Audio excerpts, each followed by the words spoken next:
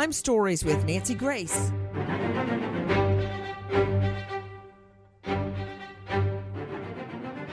One woman, then the next woman, then the next, then the next, then the next, then the next. When would it stop? Why were all of these women murdered and then dumped by the roadside? Who would do that?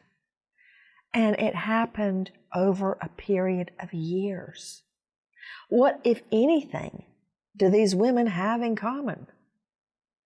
Who is the mastermind? And is there such a thing as an evil genius that can murder over and over and over and never get caught? The sad answer to that, the chilling answer to that, is yes. It happens all the time. What is the commonality? I've had so many serial killings. You have to find a commonality. What links the victims together? Otherwise, you're looking for a needle in a haystack. The only thing, they all had red hair. Let that sink in for a moment. What kind of commonality is that? How can we stop him, the killer? And oh yes, statistics say it's a man. And why dump them by the motorway? Did he want them to be found? It's like taking out a billboard on 3rd Avenue. I killed her, and her, and her, and her, and her, and her. Clearly, murdering with impunity until enter a high school teacher and his class. I'm Nancy Grace. This is Crime Stories. Thank you for being with us here at Crime Stories and on Sirius XM 111. Well, first of all, take a listen to student William Bowers, and this is coming from the Murder 101 podcast from KT Studios. Listen. Good afternoon, ladies and gentlemen. It is my privilege and honor to welcome you to our press conference. My name is William Bowers, and I'm a part of Mr. Campbell's sociology class. Many of you today are asking the same question. Why are we here? Why are we doing this? Why do we even care about this? Well, it starts 37 years ago when a man murdered an unknown woman and laid her body beside an interstate. 4 years later, 5 more women shared the same fate. Those women would be found along interstates and highways across multiple states. At the time of their death, the women were found with reddish hair. Law enforcement at the time couldn't solve the murders due to the women never being identified. Wow. That was incredibly well spoken by a student named William Bowers. And what is the Murder 101 podcast? And who are these students? And who is this teacher? And William Bowers asks a very good question. He poses a very good question. He frames it. Why does anybody do anything? But more particularly, why, after nearly 40 years pass, does anybody still care about these women, these red-headed victims, murdered and strewn by the interstate like trash? Well, all I can say is PTL. Praise the Lord. Somebody did care. And joining me right now is one of the students who worked on this project and the teacher that brought them together. Joining us from Elizabethtown, Tennessee, Alex Campbell, teacher at the local high school, host of Murder 101, author of 10 lessons that will get you fired, but you must teach immediately. Okay? Before I get to that, let me deal with this.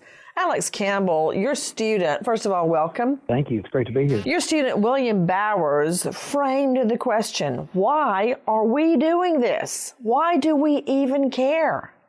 Well, I know why I care, because I'm a crime victim.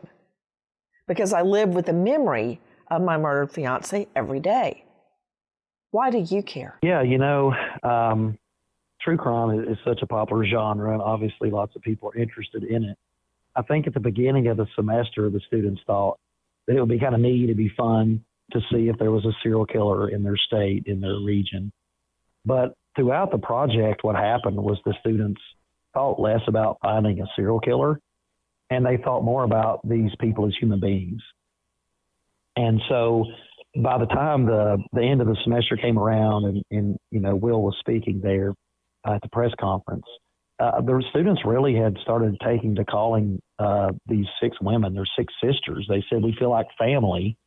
And because maybe they were estranged from their family can't, put the pressure on and keep the story going. And so they decided that they wanted to become their family and do that for them. Wow. I don't think anyone could have answered as eloquently as you just did. Instead of trying to catch a perceived serial killer, you and your class began identifying with the victims who have no voice. And isn't it true, Mr. Campbell, that it's also always those that are the weakest in our society that are most taken advantage of? For instance, women, children. These voices have gone unheard and unrepresented for nearly 40 years until you started your project. How did you come up with the idea, Alex Campbell, of creating a podcast really focusing on the murders, but did you intend to solve them? Yeah, like I said, I don't think the intent was necessarily to say, hey, we're going to be able to solve a killer by May, the end of the semester. The students, we had some good talks about, what we wanted to see come from this. And of course, you don't want to discourage kids. You don't want to let them get some ideas that, they could never fulfill. That usually leads to frustration for students. So they said, just keeping people aware, getting the stories out there, and maybe helping one of these women get her name back would be enough for them. So the women were not even identified, Alex? Yeah, so only one of the 6 women was identified at the time, and she had been identified in 1985. So it's been over 30 years since any movement on any of these cases. Which one was originally identified? Lisa Nichols. Mm-hmm. Mm-hmm. So she, out of the 6 women, was originally identified. Are there only 6 women, or are there others? So that's where it gets complicated. If you look at the Redhead murders, there's usually, it depends on kind of what you look at, but 12 to maybe 14 different murders. Wow, because they came up with 11. I'm curious how you came up with 12 to 14. Right. So see, that was the thing. There was this thing called the Redhead murders, but nobody had ever said if any of these murders were related. So what the students did was they tried to prove, with the help of Scott Barker, that there were certain ones of these victims that were related to one suspect. Hey, hold on. I'm trying to soak in everything you're saying. You got me drinking from a fire hydrant.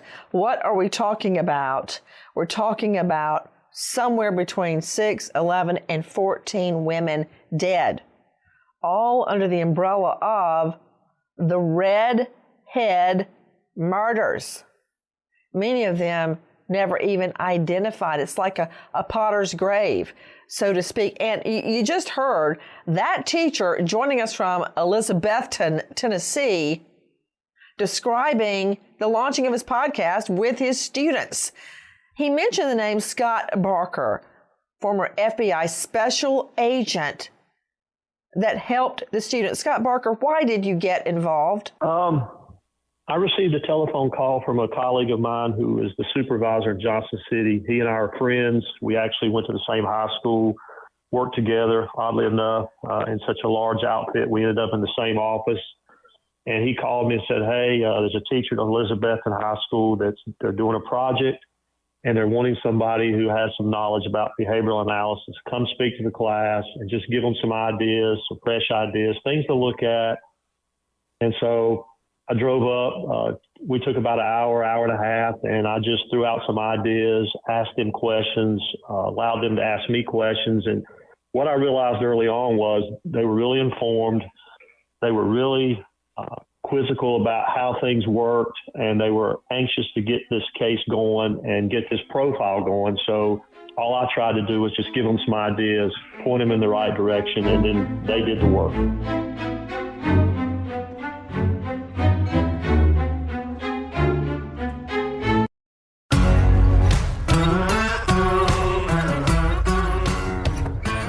Stories with Nancy Grace. Scott Barker and Alex Campbell, I can remember the first time anyone truly read out loud Shakespeare to me. It was Professor Kenneth Hammond at Mercer University. When he did that, the way he said it, I knew I had to major in Shakespearean literature. It was just like that. It changed my life. Do either of you realize how much you have changed not only the students' lives, but the lives of these victims' families? Well, maybe I don't, right? Because I've really never been in their situation. Here's one thing a lot of people ask me. They say, well, did any of your students really get turned on to, detective work or criminal justice? Did they become lawyers, or, did they want to go into law enforcement? And as far as I know, none have. But to me, that makes me feel good, because what I want the students to understand is that it doesn't matter who you are. It doesn't matter if you're a professional, if you have more training than anybody. Any one of us in society, when we see a wrong, we can use the skills, the knowledges, the energy that we have to try to bring justice, whether you're an expert or not. And so the fact that they're able to take that with them into their lives, no matter which, job or career they go into, that's the thing that I think they took with them. And hopefully, no matter what they see, they're going to make the world a better place. Let's get down to the facts of the redhead murders. Take a listen again to student William Bowers. We spent months learning about the redheaded murders. We learned what a serial killer is. We looked into the lives of some of the most infamous serial killers like Ted Bundy and Richard Chase. With the information provided and what we have learned, we were able to create an MO, a signature, and the profile for the murderer. Wow. You're hearing student William Bowers on Murder 101 podcast from KT Studios. A serial killer stalking an entire region, a swath of land, leaving his victims along the interstate. What? Many people, we've heard of Ted Bundy. We've heard of Bill Gacy. We've heard of so many serial killers, but who had ever heard of the redhead murders until now? And this high school teacher and his class. Take a listen to Dave Mack, Crime Online. What are the redhead murders? 13 redheaded women are killed by a suspected serial killer during a 14-year period. The theme of red-haired victims whose bodies were discarded along major highways led the crime spree to be called the redhead murders. The murders are believed to be related to several states, including Tennessee, Arkansas, Kentucky, Mississippi, Pennsylvania, and West Virginia. And some of the facts leave many wondering about what we just don't know. The killing spree could have lasted longer than 14 years. No one is sure. Is there more than one killer? Officials aren't sure. How many victims have there been? 5, 14, or more? Again, the answer is no one knows. Joining me right now, Perry Chiaramonte, senior reporter at The Messenger. Perry, tell me about the murders. Well, it's really an astounding case, and I too had not heard of it until I was reporting on Alex's class and their discovery. There were numerous women between found their bodies, I believe, from the early 80s to about 1992. Many of them their investigations went nowhere. They were all of them were cold cases. Many of them were estranged from their family, and also they were found in other parts of the region that they weren't from. So it was kind of hard to track down family and more build more of an ID on the victims. These were a multitude of cases that never got solved until Alex's class kind of made headway and for lack of a better term, cracked the case. Alex Campbell, the teacher who led this project. Alex, were the women nude? Some were and some weren't. How many were nude? So that's also a thing too. If we mean completely, like not even socks, then it appears maybe 2 or 3. How about partially? Yeah, so there were probably 4 or 5 Okay, gotcha. that might have been there. To Scott Barker joining me, former FBI special agent who worked on cracking this serial murder case. Obviously, you know where I'm going, Scott Barker. I'm going toward motive. So I can hopefully get to the perp. If any are nude or partially nude, that tells me that there's very likely a sex motive. Agree, disagree? Agree 100%. So this is not someone walking around the mall and he happens to see a redheaded person and go, I hate redheads, and murders them. This is someone who has a sex proclivity to rape and is picking easy targets, hitchhikers and or women he can get off alone.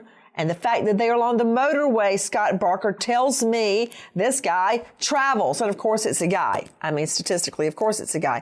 The motorway, Scott Barker, the motorway where the bodies are disposed. It's like he pushes them out of the car dead. Yes, ma'am, correct. And obviously that leads you to believe what's the type of person that travels the motorway on a frequent occasion. And obviously your first thought is, using common sense, that your offender is probably a trucker. Exactly. A trucker or someone that travels, like a traveling salesman, I don't have a better word to describe that. But yes, a trucker or a traveling salesperson, a person that travels not by air, but by vehicle, that route. That's who I'm looking for. Also, we know, do we not, Scott Barker, that typically serial killers strike within their own race.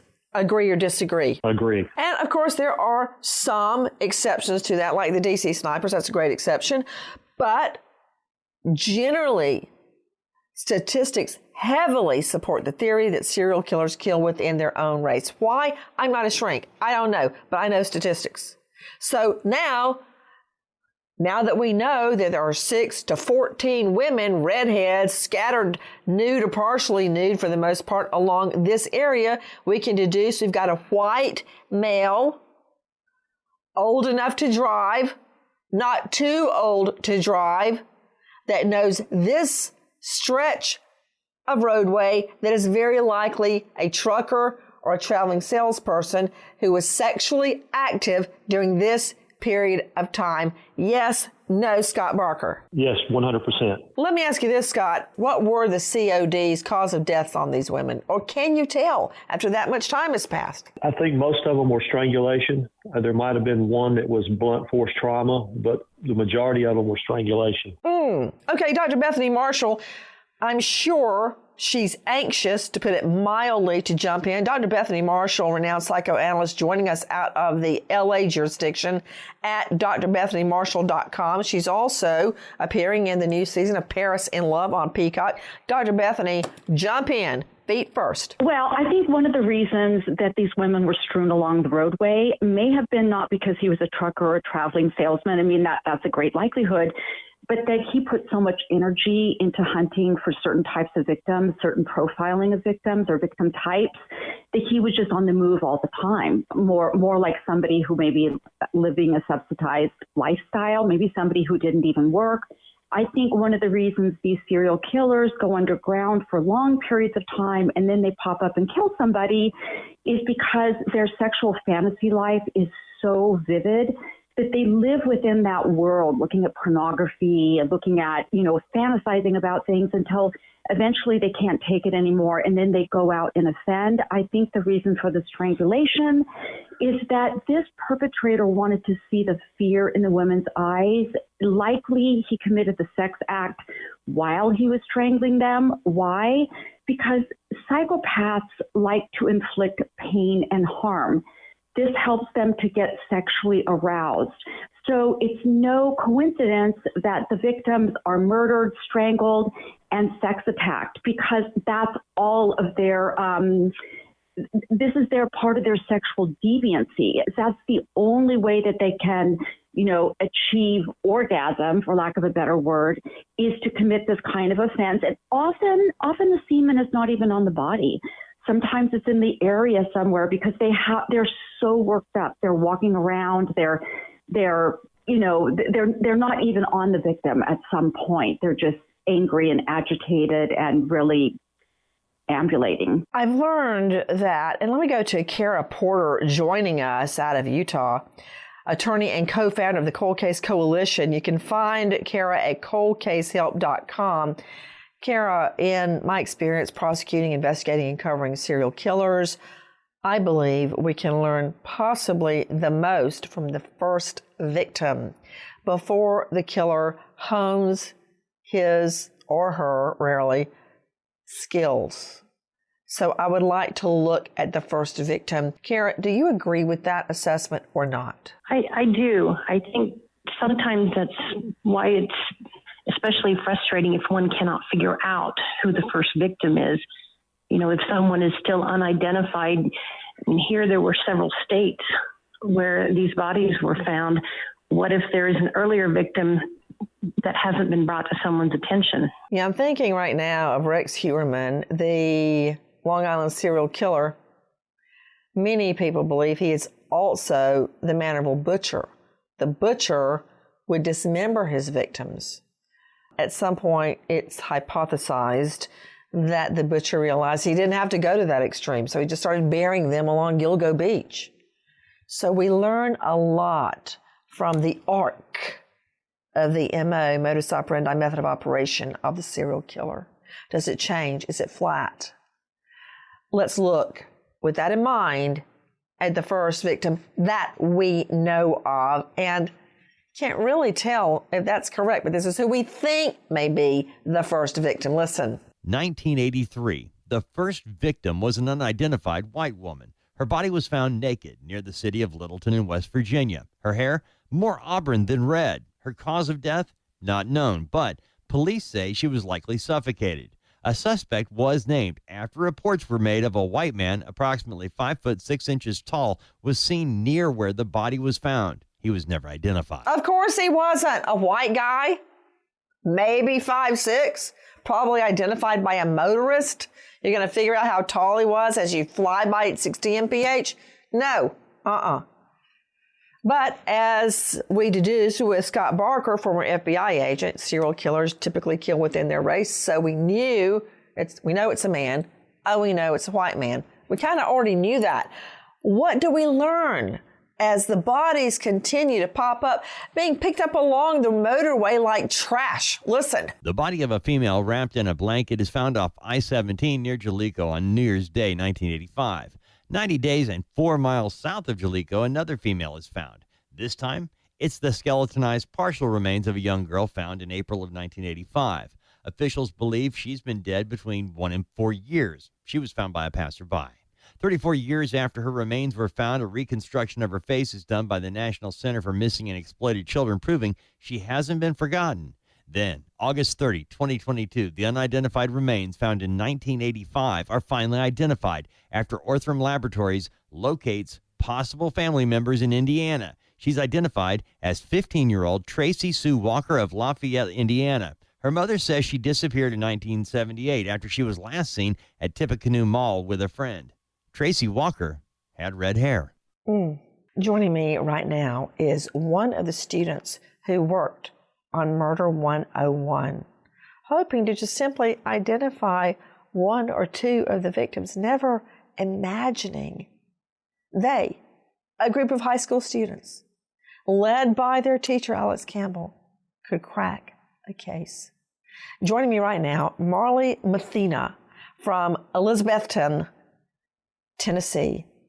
Marley, you're a high school senior, right? Yes, ma'am. What went through your mind when you learned that one of the victims is a 15-year-old little girl who was just at the mall with a friend? It's really terrifying, honestly, and I think that's part of why I have been so passionate about this case, because it could very well happen to me, my best friend, my mom, my cousin. So I just want to advocate for women like that, and I know that if it was me or anyone that I was related to, I would want the same for them. When you were working on this Murder 101 podcast with your high school teacher, when you went into it, what was your expectation? What did you think was going to happen? I thought that we would be able to dive deep into all the evidence and put all the facts out there, and my goal was really just to bring awareness to it again and maybe other people would see and professionals could help them. I never in a million years dreamed that I would be the one that got to uncover all of this evidence and make so many advancements. I got a question, Marley. What do you want to be when you grow up? I think I want to be something in the medical field. I'm not really sure yet. Man, you are so smart and so articulate. I've seen your picture. Pretty good looking. Thank you. Kind of beautiful too, man. You could do anything. And I'm just thinking of you with your group and Mr. Campbell working on this and Scott Barker working on this. And you find out that one of the victims is a teen girl just like you. Her crime, she went to the mall and she ends up murdered on the side of the interstate. Dr. Michelle Dupree joining us, forensic pathologist, medical examiner, former detective with Lexington County Sheriff's Department, author of Money, Mischief, and Murder, The Murdaugh Saga. But more important, for my purposes, the author, she literally wrote the book, Homicide Investigation Field Guide. Dr. Dupree, if you have red hair and you're murdered, will your hair change over time? Does it decompose or does it stay red? Nancy, it'll pretty much stay the same color. Certainly everything will decompose over time, but the color's going to remain the same. Now, after people pass away, does their hair keep growing? No, that's a myth. What happens is your skin withdraws, and it makes it look like your hair grows. The same thing with your nails. They don't grow after death. Dr. Michelle Dupree joining us out of Columbia, South Carolina. With a case like this, how do you determine cause of death, since many of the victims are skeletonized, and unless a neck bone or the hyoid bone were broken, there's no tissue to see bruises? How do you figure it out? You know, Nancy, that is a very difficult situation. A lot of times we can look at the bones and see if there are any injuries, any sharp force injuries, any gunshot wounds, anything like that. We can also take the soil from beneath where the victims are found and analyze that soil to see if there's any toxicology that may be relevant. But you're right, it's very difficult when there is no real body to examine other than bones. Alex Campbell, the teacher at Elizabethton High School, host of Murder 101 and author of 10 Lessons That Will Get You Fired, but You Must Teach Immediately. Now I had to find out what those 10 lessons are. But that after this, Alex Campbell, when did it become clear to you without any doubt that there was in fact a serial killer? Yeah, so one of the things that Scott Barker told us was that if you wanted to show that more than one of these victims was related to one perpetrator, was that you had to have the same MO, the same signature, in the same time frame, and in the same geographic area. And so that's the work that the students did several years ago. And once we found that 6 of those women pretty much shared all of those things, that's when we became convinced that there actually was a serial killer that was responsible for several of the redhead murders. Scott Barker, you're absolutely correct. Same MO, modus operandi, same time frame, and same geographic area. And then, of course, you come up with a nut like Ted Bundy, who goes across the entire country and changes his MO. But I think I generally agree with you. Same MO, same time frame, same geographic area, and of course, Bundy not only moved, but moved a great deal, but also changed his MO. So, of course, there is an exception to every rule, but Scott Barker, these women fit your criteria to a T, and you're right. And you're right. Some killers will change the MO because obviously they're the smartest person in the room, and think by changing the MO they can do that. But in this case, I felt like that if they wanted to narrow it down, just because of what I was finding out about the cases, that they were all in the same general area, they were being dumped along the side of the road, that probably most of those things were going to be the same, and to focus on those things, and maybe they could identify one individual is committing all these crimes. You know, Scott Barker, I think on that next to last sentence, you're half right and half wrong. I could be totally wrong, but you said the serial killer thinks he is the smartest one in the room. You're so right about that. They think they're going to outsmart everybody, and very often they do. But I also think there's a component of a killer, especially a serial killer, that acts on animal instinct like Bundy. There at the end, I mean, he was clubbing people dead, no elaborate plan, just break in and kill. I think At some point, they begin to act like an animal. They have to kill. Nancy. I know that's Dr. Bethany. Can I at least finish my sentence before you correct me? And then you're going to be right. I'm going to look like an idiot. But they start just acting out of this insane desire to kill or to rape or to cause pain.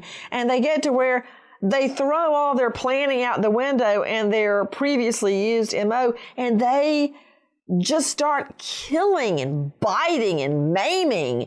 Dr. Bethany? Well, to dovetail with what you're saying, because you're absolutely right, their deviant patterns increase and become more intense over time.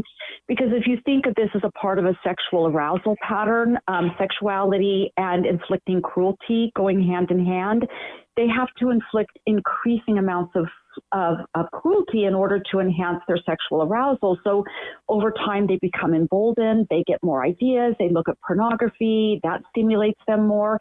And so it's really increased deviancy as well, is what we're seeing. So I guess, Scott Barker, what you said is absolutely correct. But I do think that there is some kind of a distorted instinct. And I think it's what suits them at the moment. What maneuver, what ploy will get their victim. But apparently this guy's stuck with his MO, Scott Barker, because all these women were found on the side of the interstate. Correct. Yes, ma'am.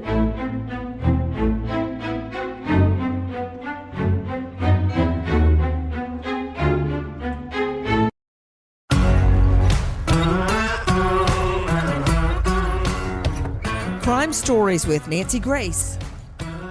Guys, what more do we know? Listen to crimeonline.com investigative reporter, Crime Online, Dave Mack. In the United States of America, it seems like every state claims to be a part of the Bible Belt. But if you're looking for the buckle of the Bible Belt, you'll most likely be talking about an area that includes Tennessee, Arkansas, Kentucky, Mississippi, Pennsylvania, and West Virginia. And in these states, during a period of about 14 years, a serial killer was on the loose. This killer had a special affinity for redheads, as all of his victims were women with red or strawberry blonde hair, their bodies dumped along major highways in the states that make up the so-called Bible Belt. Wow, so which one is it, Alex Campbell? The redhead murders or the Bible Belt murders? Yeah, so it's both. Like we said, those 12 to 14 murders are all considered the redhead murders. What the students wanted to do with naming the serial killer the Bible Belt Strangler was to separate those women out that could be linked to one killer and show that we actually did have a serial killer targeting multiple women during this time period. Guys, teacher Alex Campbell challenged his students to see if the work of the redhead murders was attributed to one man. They bring in former FBI agent that helped teach them, Scott Barker. Marley Mathena, a high school student in this group, tell me, after you realized these 6 women were in fact connected, the moment that you, along with the other students, realized you may be able to crack the case. It was incredible. We did one presentation to a sheriff and a district attorney, and it was just me and my partner Riley and just them. And the feedback that they gave us was absolutely incredible. And just the fact that I was talking to law enforcement officials and getting the ball rolling is just absolutely surreal. And it was incredible to say that I've been a part in bringing these women justice. To Alex Campbell, the teacher that spearheaded this, that created this, he teaches at Elizabethton High School, host of Murder 101. At what moment did you realize you were going to crack this case? I think whenever they identified the killer of Tina Farmer, and we were able to have a suspect that we could look at. And what we did was we took the profile the students created, and then we said, does he fit the profile? He fit every single characteristic in that profile.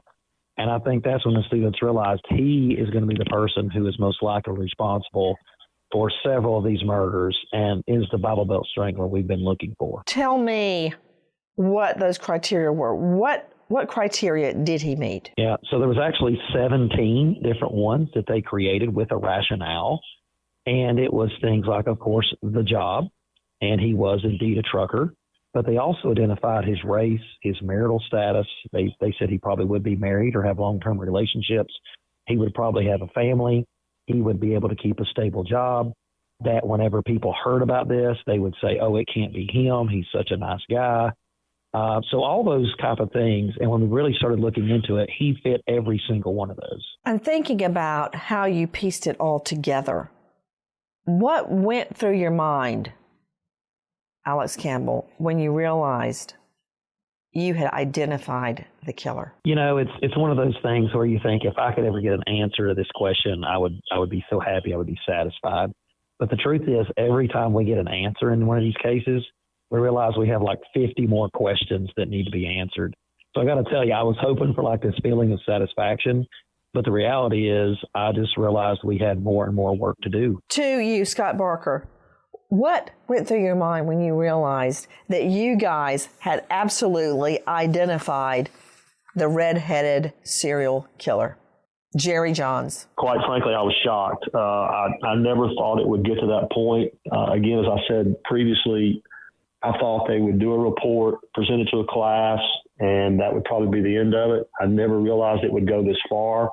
And when Mr. Campbell sent me the profile originally to look at it, I went, wow, this is pretty good. And so they're coming up with these things that we had talked about in class, making the suggestions on where to look.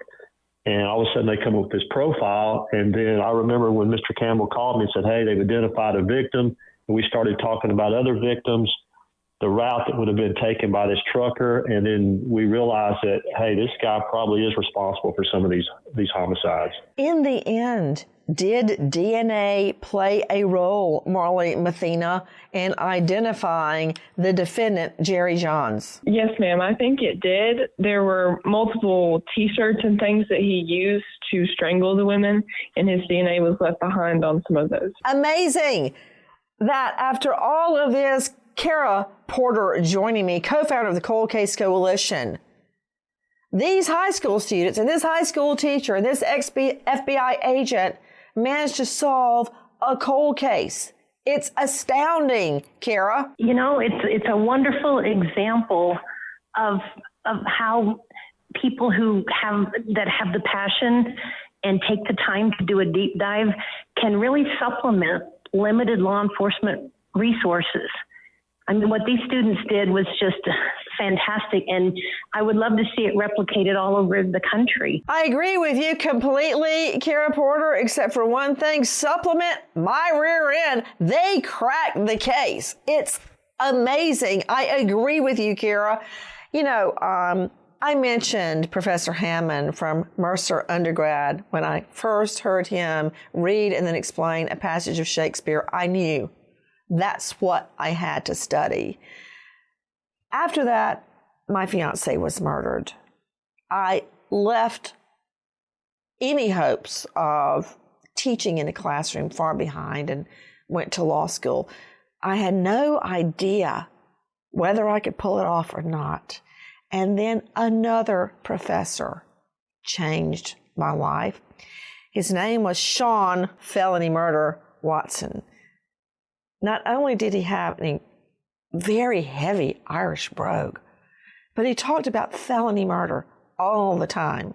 And as I sat there listening to Professor Watson speak, somehow I knew inside that I was at least going to try to become a felony prosecutor. Alex Campbell, you may never know how you affected these students. I probably won't. You're right. One of the things in teaching is, you know, you can plan what you want the students to learn, what you're going to teach. But in reality, when you give them a hands-on, authentic learning experience, you can never really know what the student's going to take from it. But, you know, the one thing I want them to take is like there's problems in the world that need to be solved. And it's time for people to step up and do it, whether they're the expert or not. And I think they got it. And to care about fellow people. That's what it comes down to. Whether they're the expert or not. Marley Mathena is certainly no homicide investigator. She's not a crime lab analyst. She's not CSI. But she and some other high school students cared, and they cared deeply. and they have cracked the case of the redhead serial killer. Thank you to Scott Barker, Alex Campbell, Marley Mathena, and the other students who finally got justice. Goodbye, friends.